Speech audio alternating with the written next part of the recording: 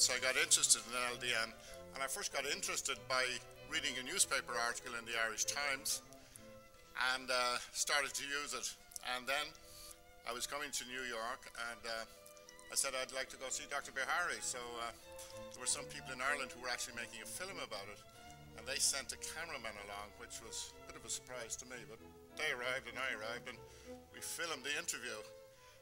And I have found that a wonderfully useful tool, because the biggest problem with LDN for most people is the information is not out there. It's very hard to get doctors to prescribe it because it's off-label, and there's a serious lack of information, maybe disinformation out there. It's just not out there. So I see patients and I sit them down after doing a general interview with them and maybe an examination, but I sit them down and I get them to watch this half-an-hour documentary, because watching the documentary and hearing Dr. Bihari talk himself about it is more valuable than anything I can say, because he's the man who started all this, and even though he looks a bit ill and he subsequently became very ill, and in fact that was the last public thing I think he did, or near enough to it. And so I find it extraordinarily valuable. Every patient who comes to me for LDN has got to see. I won't carry on, I won't give it to them unless they see this, because after seeing it you do notice immediately that there's so much more knowledge, they feel happier about it, and it's just a good interview. I have a total of, 55 plus patients up to about July of this year, and 50 of them I have who are MS patients.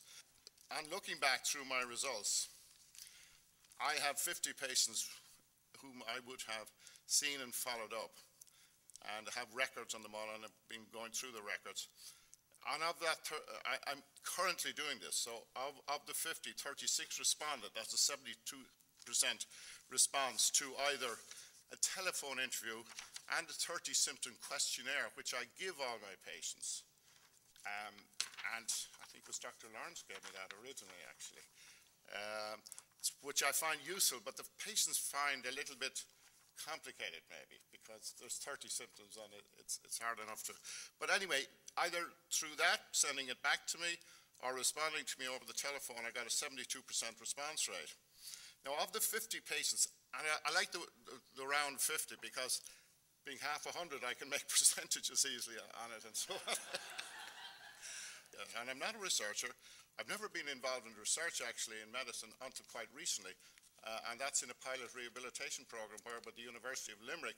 So I've been exposed to some researchers recently, and I'm impressed with them, I must say. So I'm hoping to kind of piggyback them onto my little bit of research here. So of the 50, 34 were female and 16 were male. So that's about 68% versus 32%. So it's twice as common among females, which is well known anyway. Now, the age group that I would see, 64% of them were in the 40 to 60 year age group.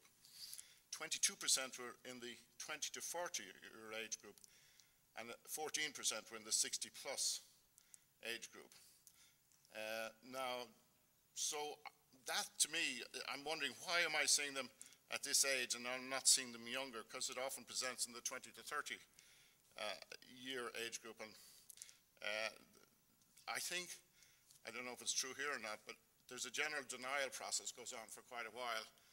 People may take up therapy, they may not, they may start, they may stop, they go to the regular medical centres, etc., etc. And that can go on. For instance, I have a patient of my own now who has had it 10 years. Well, he's only recently come around to, he's tried the other stuff, and one reason or another, so it's 10 years later and I see him, and really what I want, if I believe this drug works, which I do, is that everybody who gets a diagnosis of MS goes on it. Just like everybody who gets a diagnosis of cardiovascular disease gets aspirin. That's not exact analogy, but I mean, something similar. There is something about this that is working, and that people should have it as early on as possible. Or, as your research suggests, only had one recurrence later, which is what I'm hearing too, that the exacerbations afterwards, if it happens, it usually happens once, and it's of minor, it's not of major, but that's what I hear. So I don't think I'm seeing the people at an early stage, which is a pity. So in effect, and I have case studies of 50 people. As I say, 68 were female, 68%, and 64% of that group was between the ages of 40 to 60. That's the dominant theme. Now, Ireland has nearly the highest rate of MS in the world. We have 7,000 cases between north and south. And that's a very high rate. Scotland is also very, we don't know why, but it's just very high. But the other 50 are straightforward MS, and I haven't broken them down into relapse, but at the age group that they're coming at, they're more into secondary progressive at that stage. If it's 40 to 60, their symptoms are quite severe, usually. So what happened with the 50? Well, one never started because she had a lot of pain and was on narcotics for the pain, and she couldn't make the jump of getting off the narcotics, and I wouldn't feel happy about, you know, it's just impossible really to give LDN with narcotic drugs. I wish she had, but she didn't. 12 discontinued the drug. 2 of them had stomach pains and aches and some nausea, and were generally unwell in the abdominal area. Exactly what was causing the pain, I couldn't exactly determine, and I didn't send them to hospital or anything. They wanted to come off the drug, and they did. And they've been relatively okay since, but they've been asking me, should I go back in it? And you know, that's why I was asking the questions about dose relation and side effects, and probably they should, and probably at a lower dose. Then 3 of them had no improvement after 6 months. They said they had no improvement at all, and they stopped. And that's fair enough. 2 of them had complications, co-illness. They had complications with other conditions, and these were often severe.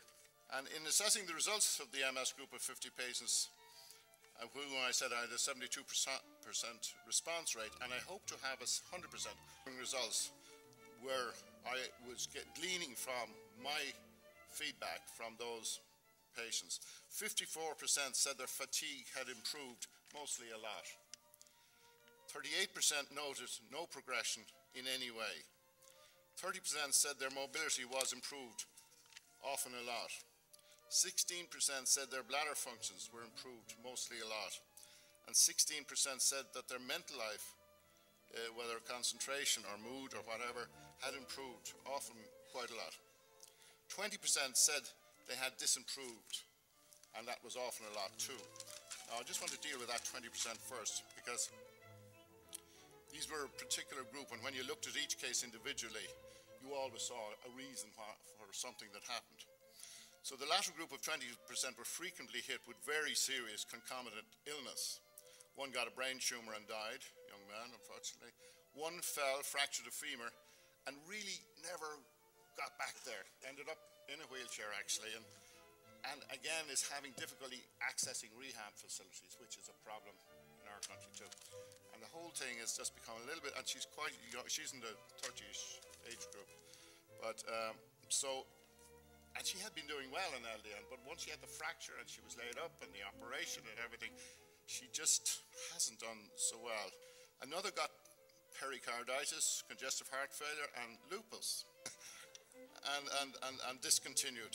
Often these people were discontinued in hospital, and I noted that during this morning, that it was the hospital physician, and then they didn't go back, and you know, those things happen.